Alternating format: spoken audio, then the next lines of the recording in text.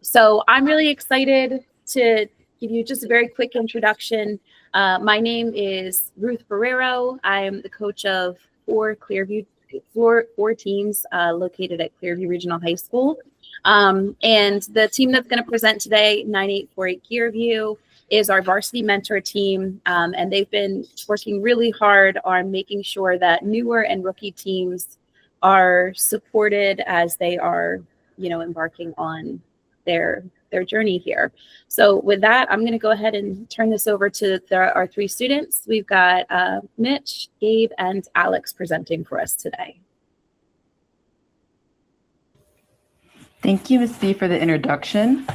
Hi, I'm Mitch. I'm one of the members of 9848, and we're presenting Gear Up New Jersey, an engagement initiative that we started in order to bridge the gap between rookie teams and more experienced teams in the region so we can all feel the same impact that mentorship has to offer. We're going to have 4 sessions over the course of this month, one on mentoring, one on portfolio, one on judging, and one for the coaches. So you're all able to experience and get some good tips so you can have a good, successful season. So today's session, we first on Mentoring 101.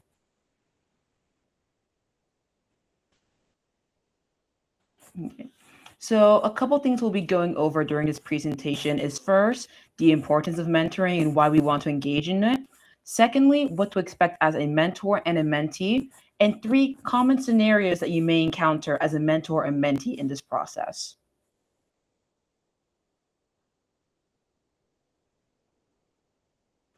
So first, we'll go over the importance of mentoring. Mentoring, in a summary that's said in the FTC rulebook, is providing consistent communication either in person or virtually to the mentor team, helping with questions that they may have. Teams that usually are started by another team often receive this type of mentoring, but we at 9848 like to have deep, impactful mentoring that is consistent and helps a team from the beginning of their season to the very end of competition and beyond. So the way that we define mentoring in our portfolio is not only small sporadic guidance, it is meaningful and ongoing interaction. We prioritize skill building and sustainability so teams thrive in first. We meet weekly for our mentee teams to grow their skills. Of course, if you plan to be a mentor, you don't have to meet this often, but we like to keep teams engaged as much as possible. Here's why mentoring matters.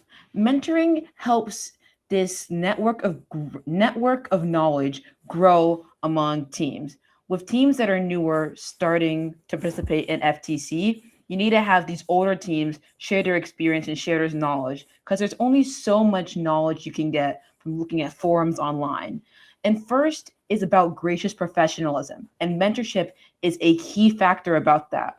Included, the Reach Award emphasized starting supporting teams. Mentoring is also heavily considered in that. It's also considered support.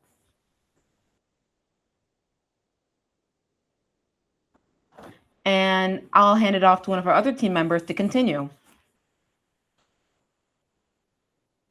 All right, so I'll talk about the mentor perspective.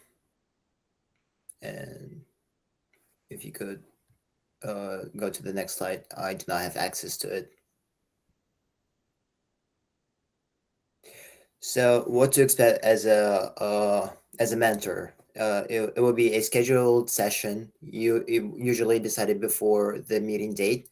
The duration will usually is for as long as the team meets or a specific time period, and it's usually structured in a question answer type of structure where the mentor would ask questions about the team's state or whatever they are doing, and try to provide feedback from the answers they receive from the mentee team. And the post session will be any follow-up about the future meetings or any questions that were left unanswered or any new ones that were acquired since. Next page, please.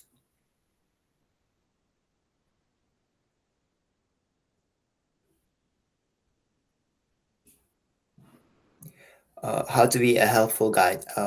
First of all, identify the issue and allows to help you more effectively. So learn about the current situation in the question form by asking questions and learning more about the problem. Ask the team to walk you through the process and identify any issues, but do not interrupt. How to be a helper and not a hinder. As a mentor, you should as I said, I identify questions. I identify yeah or ask if the team have any specific areas they need help with. If the person who is uh, presenting to you realizes that there is a mistake and want to fix it, it is important to let them do that and not interrupt. If they did not realize that, try pointing some places where you think the issues may occur, and walk through the issues in a process to demonstrate or instruct to a better or more simpler solution. What to do after the interaction? Well, first of all, congrats. You have effectively assisted the team or person in achieving a greater productivity with a shorter time frame.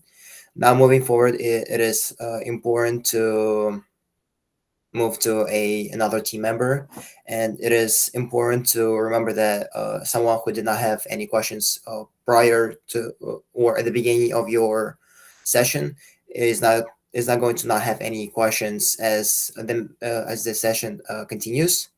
So it is important to check on up on every mentor and see, I mean, every student, and see if they have any questions or need help with anything. All right, and Gabe will take over.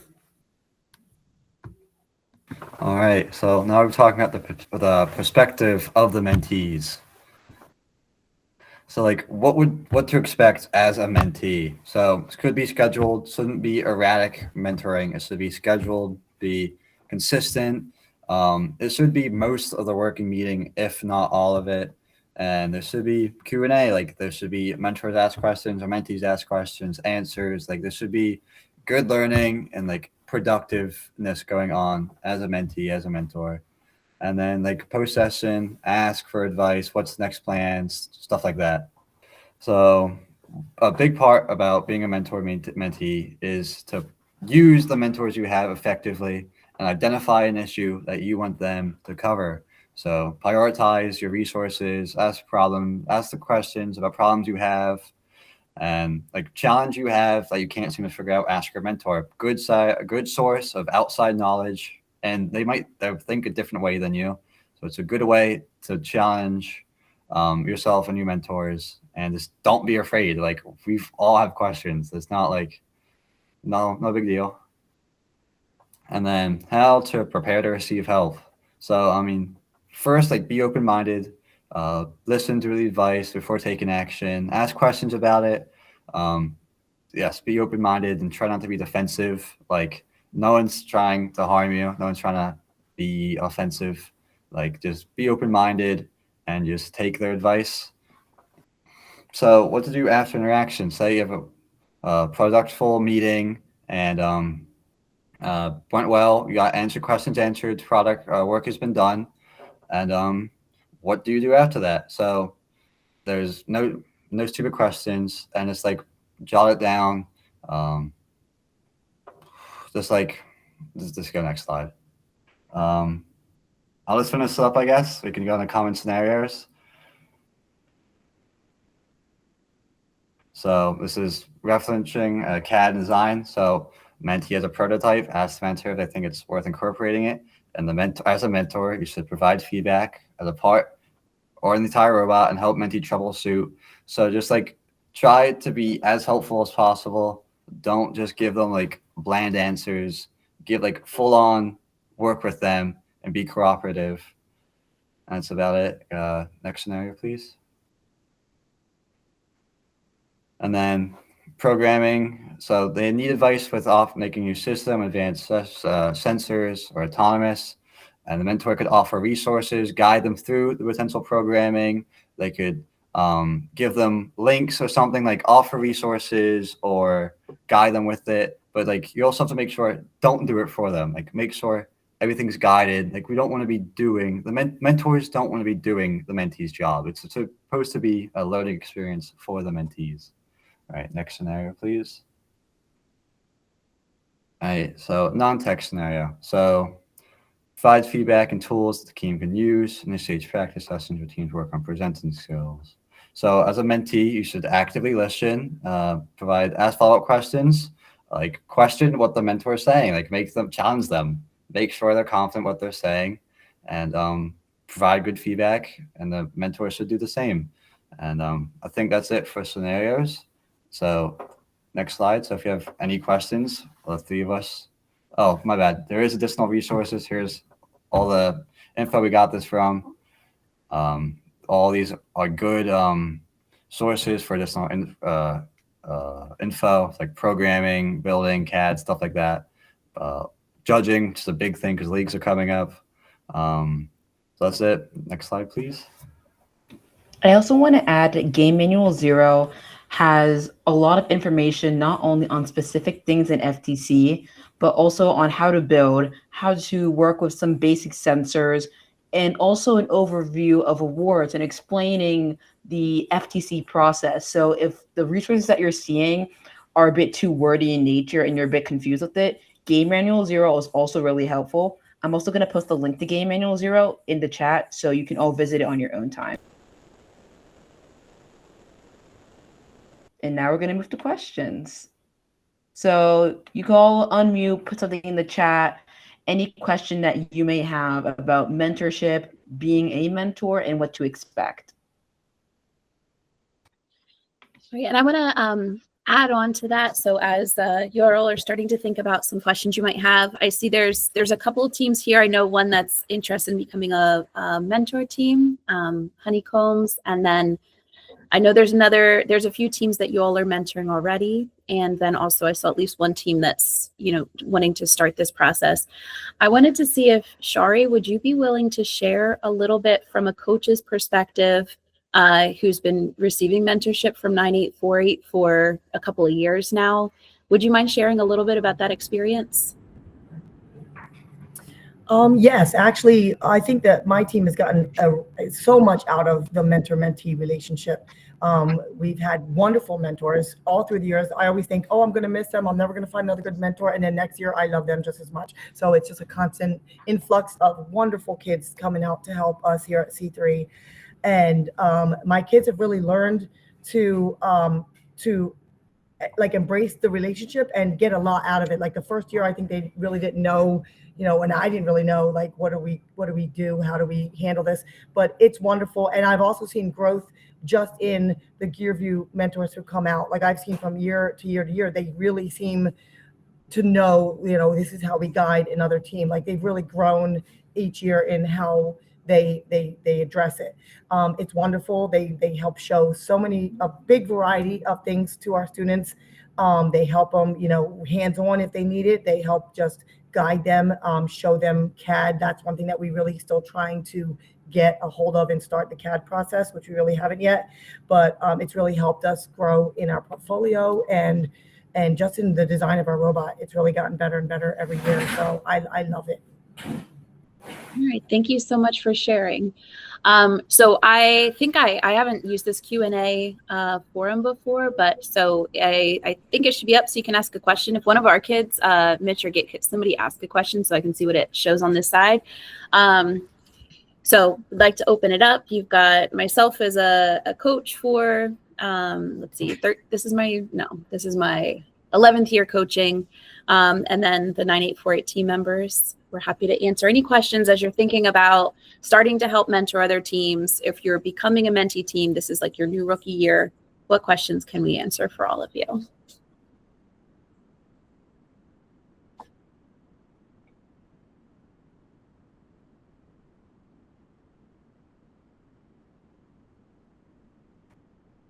All right, so I'm going to read this out loud, and I want to see if Gabe, Mitch, or Alex wants to take this first. So first question here.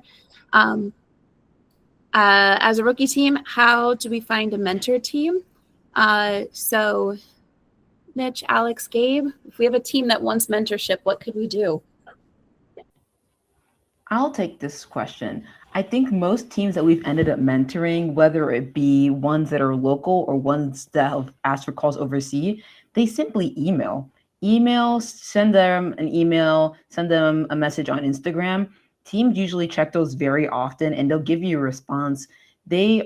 I've never ever heard of a team saying no to mentoring other teams. I think people in FTC are really graciously professional. They're always willing to help out. So even if it's a question about how they did a subsystem or their experience trying to run this event, they are willing to give any help that you ask for. So I think the one thing I would tell rookie teams, shoot your shot, always reach out and ask because they will help you. Can I just add real ahead. quick? Yeah. If you're really desperate in a situation, I've found help by going to the first forums, even on Facebook.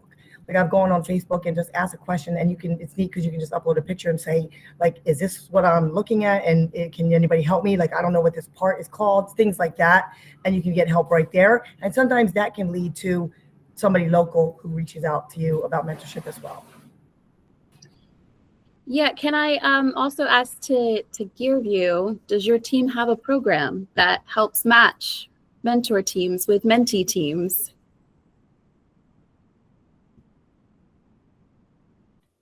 Yes, we do. We are actually starting up our mentor-mentee match program in Jersey.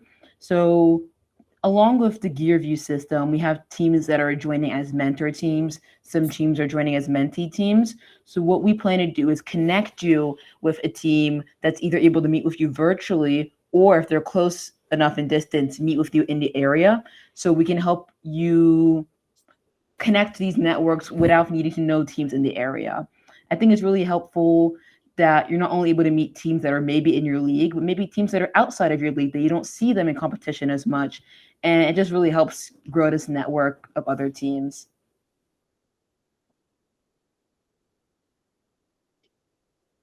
Could I ask the person who asked that question, could you drop in the chat maybe where you're located? And then after off call, we'll make sure we can get you matched up with someone who can help you. And let me see if we've got other questions. Oh, 4 new questions. Okay. So next question, how would the process of starting or helping to start a new team look like? Okay, thank you for that, for the location.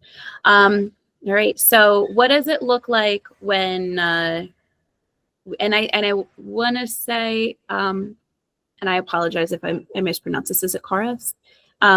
Which team were you from again? Honeycombs. Okay, yeah, because I think it was, so this is actually really, I think like Kismet almost, because the team that we were trying to connect you with, the coach is actually on this call. Kevin Lee is the coach of the Newark team that I was talking to your coach about. So Mitch, Alex, and Gabe. So we have a team that is interested in starting mentoring. For a little background, they're maybe 30 minutes away, so like potentially drivable. So what would you suggest as like kind of the first steps? And so this is an experienced team that's been high performing and doing a nice job, has really, you know, strong team members. And then a new team that is literally currently waiting for their kit to be able to come in and wants to compete in a January meet, the end of this month, ideally. I would personally say the goal would be is to let those new kids learn about what FTC is and the basics of it before their kid comes in. And the second their kid comes in will be to provide any help possible. It is important to know that you're not doing it for them; you're guiding them through the kit and to get them on to competing as soon as possible, and helping them along the way with any questions they may have or any concerns they may possess. And yeah. Yeah, I think that's a good point. So even if I think the sooner that you can connect with them and set up some sort of relatively regular meeting schedule, depending upon you and your team's availability, because there are things that 100% can be done even before you start building a robot. If they can start looking at, if they're going to start with a starter bot, talking to them about some basic tool use. I think being able to talk to, you could give them the basics of programming. Like a lot of the programming can happen before then. And I will say, Kevin, if you have any thoughts that you would like to share out as we're thinking through this, I think that would be helpful. But trying to set up some sort of regular meeting schedule, I think would be really helpful. So we have another question here from Daniel. As a mentor, what are you expected to show or tell the team you are mentoring? So I think what might be helpful is for, I'm wondering if Gabe, so maybe the first time you went to mentor for the first time, like, so you didn't know really what you were getting into yet. Like, what are kind of the first things you would offer, like the pieces of advice you would offer to somebody who's like never mentored another team before, necessarily is going to meet people they've never met before in person? What would you suggest? What would I suggest? So like one, like coming in with like open-minded, like you've never met these people before, coming in open-minded, and also like introduce yourself, like make sure they know you, and like try to like get a bond with the team first, and like because like it's a daunting, I'd say, like you're meeting a whole new team with one person or one other person or by yourself. And I mean, but definitely like you know the team, know what they get, know what they know, and try to either help build their knowledge or just build the knowledge, answer any questions. But like definitely one of the first things I did was know the team, know some of the good points, some of the points I might struggle at, and try to assist them.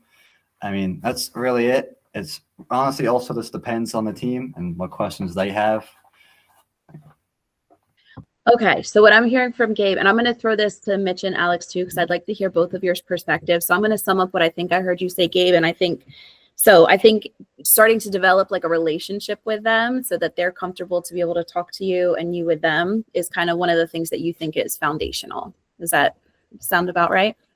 All right, Alex, what do you think? And then I'll go to Mitch afterwards.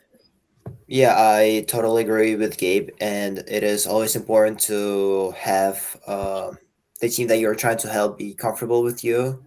And one of the things I have found somewhat beneficial is that when there is like kids are working on the tasks, they know what they're doing, they do not have any questions. Sometimes it is not a good practice to hover over their backs. It can make some people uncomfortable, and you could some of the things you could do in that downtime is check in with coach and see if they have any questions, or they know that there is a kid that is struggling with some concept but is currently occupied by a different task, and you could help with that task that either a coach or a kid has an issue with. All right, and I'm going to pass to you, Mitch. Same question. Okay. I think one advice I'd say as a mentor, you also want to get involved with the team. Like when the team is brainstorming, you don't want them to like wait for their conjecture and then they pass it to you. So you're like the person that's giving the stamp of the approval. You want to join them alongside them in that design process. I've experienced this with sister teams that we have at GearView. And as we mentor them, we're not just giving them like the green stamp once they have a good design. We like talking, sitting with them as they're going through the design process, seeing what parts of their robot do they want to make work? Have they seen this in action? They asked if we have any experience seeing something. And I think that back and forth, that networking, that's a really important aspect of the mentorship experience that I think helps team members as well. So yeah, in summary, I say be like a part-time member of the team in a sense. You're your second set of hands, eyes, and ears to everything the team has. All right, thank you all. And I would also say, I think that especially like very early on, especially if we're talking about a team that doesn't have a kit yet or is like just getting started, it might be helpful even just to make sure they sort of understand how FTC works in general. So like, what is it like when you go to a meet? Like, so if you're, just think about when you started FTC, like your rookie year, coming into this, the things that your team members and hopefully your captains and maybe your coaches and even your adult mentors showed to you, that's sort of the role that you're starting to fill here. And I found that mentorship that's coming from another team can be, I don't know if I want to say even more effective than like an industry mentor, but I think you get a unique perspective. So like your industry mentors are often going to give you like the real world nitty gritty and have some really cool ideas, but you all have some experience with like how FTC works. And I think that can be really helpful to be able to convey to them. I think also being able to maybe bring your robot and show your successes and your failures, because ideally we're trying not to intimidate them. If you bring like, your robot that can like, get 12 artifacts in auto, no problem, and it's great. If you have a team that's just starting out that is hoping to get an auto that can just leave the line, and that will be a huge success, I think that can be helpful to them as well. Maybe even, depending on your comfort level and theirs, maybe let them drive your robot so that they can, get a little bit of experience there. All right, I'm going to check off that question. And, somebody in the waiting room. Are there any final questions that anyone has? Anything else we can answer for you before we do a quick wrap up?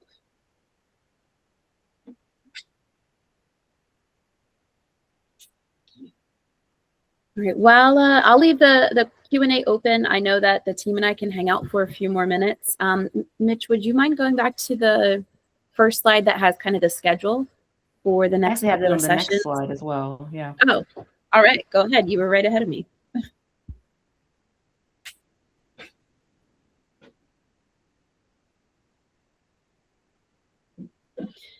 All right, so we want to thank you all so much for attending our first session, kind of an intro to mentoring. If anyone on here wants to talk a little bit more specifically with myself or the team about like your specific situation, I know we could hang on for a few minutes, but we could also, set up a meeting outside of this call. Our next section, next Thursday, same time, 6 p.m., we're going to cover unlocking the portfolio. I want to brag about these kids a little bit. This team did really well with their portfolio last year, and they're currently working on their portfolio this year. So I think there's a lot that they can share that might be helpful. Following that, I'm sure you all will be starting to think about your judging presentation. Again, 9848 last year won the New Jersey State Championship Inspire Award. So they were the top team presentation and portfolio wise. And then went on to the World Championship and also won the Inspire Award for their division. So I think they have some things that'll be helpful to share.